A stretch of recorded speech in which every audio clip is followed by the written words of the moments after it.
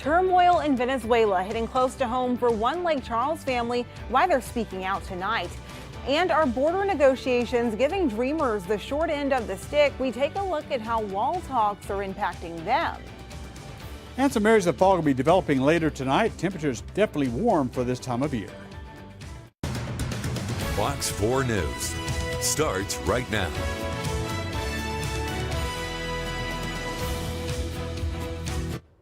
Good evening, I'm Jessica Crawford. Thank you for joining us tonight. Well, happening now, the family of a man who is being detained in a Venezuela detention center speaks out. 14 months ago, 6 Citgo executives boarded a company flight to Venezuela, and when they landed, they were detained, accused of corruption and embezzlement. Fox 4's Quentin Hope has the story.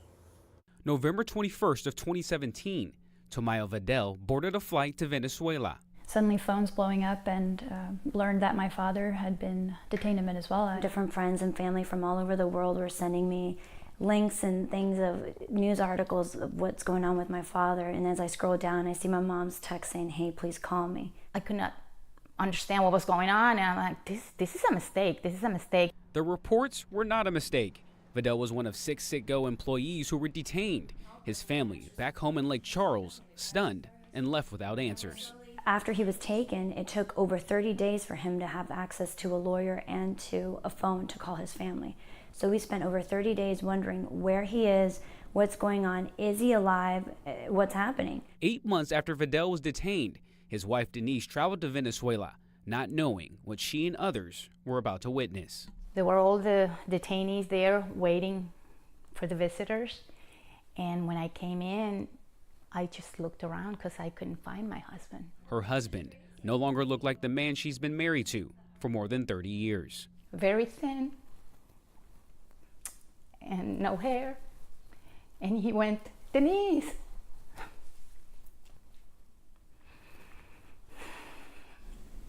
Then you couldn't recognize him. I didn't recognize him. His family says Vidal has lost about 60 pounds. They have since learned that the detainees don't get much sunlight or exercise. Now, 14 months later, he has since missed graduations and holidays. He tells them to stay strong and not to worry, but his family just wants him home. We're going to get him out with everyone's support. We need everyone's support, but we're going to get him out, and he needs to come home. This is enough. This is a humanitarian crisis. Just not knowing anything really about what's going on, it just really makes everything that much harder. Not knowing, what to do or what the next step or, how much longer he'll be there, it's really rough. He's worked so hard for us, and I miss him. In Lake Charles, Quentin Hope, Fox 4 News, working for you. For more information on how to help the Citgo 6, head over to our website, fox4beaumont.com. Well, those hosting Super Bowl parties this weekend are hoping for good weather. So Greg Bostwick joining us now. Greg, are they going to get it? I think so. Temperatures are going to be very mild. It'll be in the 70s. A little bit of a chance of rain for Sunday, but not a big deal. And as we go outside right now, it is cloudy. It's trying to get a little bit foggy, not seeing much yet. I think that'll happen toward daybreak. This weather camera is sponsored by Do Good and Beaumont Emergency Center on Interstate 10. And right now outside over at Nome, sponsored by Dogaze, they have 58 degrees, 71 for the high. Very nice. And a little bit of sprinkly rain they had a little bit earlier today. We're still looking for that rain chance to creep back in a little bit by Sunday. The temperature's unusually warm, but that may come to a halt in less than 7 days. We'll tell you more about that in a few minutes. Thank you, Greg. Well, right now, a Silsbee police officer is recovering from serious injuries after he was attacked by a man at a convenience store, and it was all captured on video. Fox 4's Cassidy Wood is back from Silsbee. She joins us now live in the studio. And Cassidy, what exactly happened, and how's that officer doing now?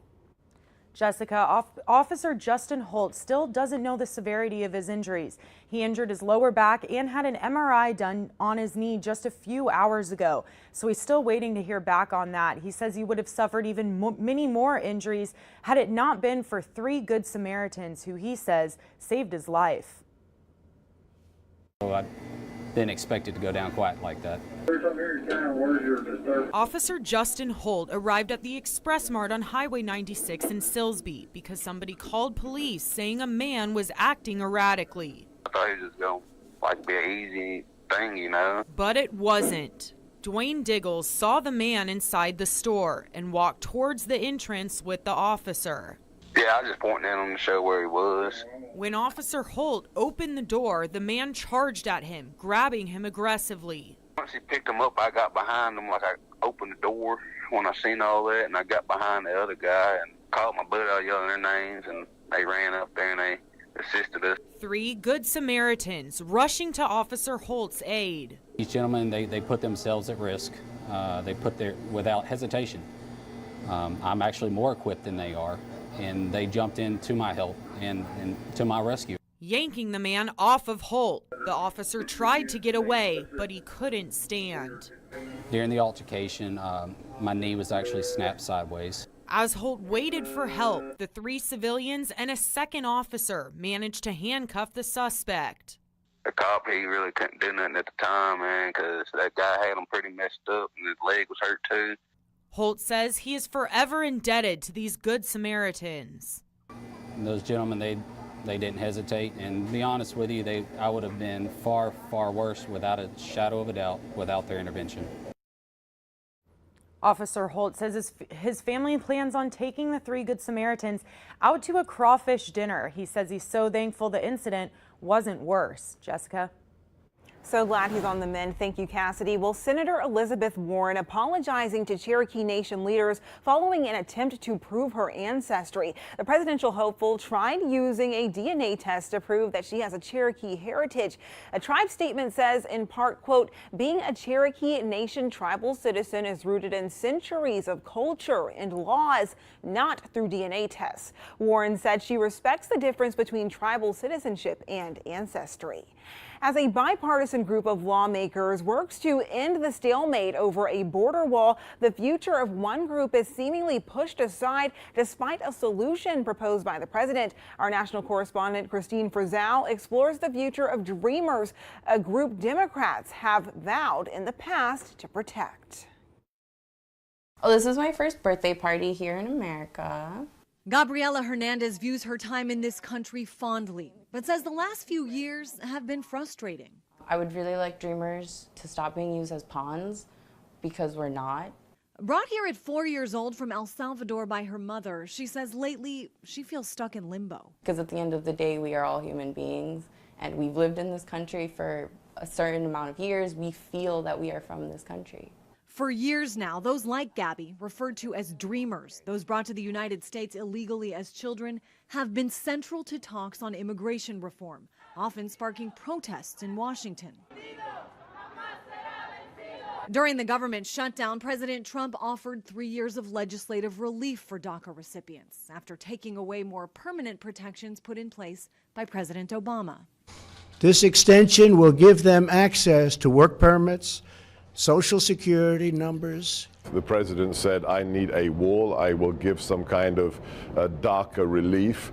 Now that the government has reopened, a bipartisan group of lawmakers is working on a new spending deal.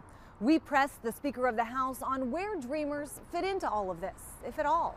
I'm wondering if in these current negotiations, if the fate of Dreamers is being discussed, or, are Dreamers getting lost in all of this? And we didn't get a straightforward answer. And in terms of this negotiation, it's up to the conferees to negotiate, but the point is, what is the best way to protect our border? I think it's a bit heartbreaking because if you're going to discuss border security, you have to address what the issue is currently with immigration status here. I'm Christine Frizzell reporting. And today, talks with China's top trade reps resume in Washington with just 1 month to go before the temporary truce in the trade war expires. The United States Justice Department accused Chinese telecom giant Huawei of violating sanctions in Iran, which has stalled trade talk. But experts say the indictment is part of an ongoing U.S. push to hold Chinese companies accountable. American farmers and manufacturers are watching the talks closely, hoping for relief from tariffs that have hurt their bottom line. Well, President Trump may meet the Chinese negotiating team face to face next week. And still ahead, schools across the nation are giving credit where credit isn't due. Coming up, we're shining a spotlight on the American education system. And a daycare worker is arrested after she took time out a step too far. That story coming up on Fox 4 News. And we're expecting lots of clouds next few days, some fog too becoming somewhat of a problem. Rain chances, we'll take a look too at that coming up.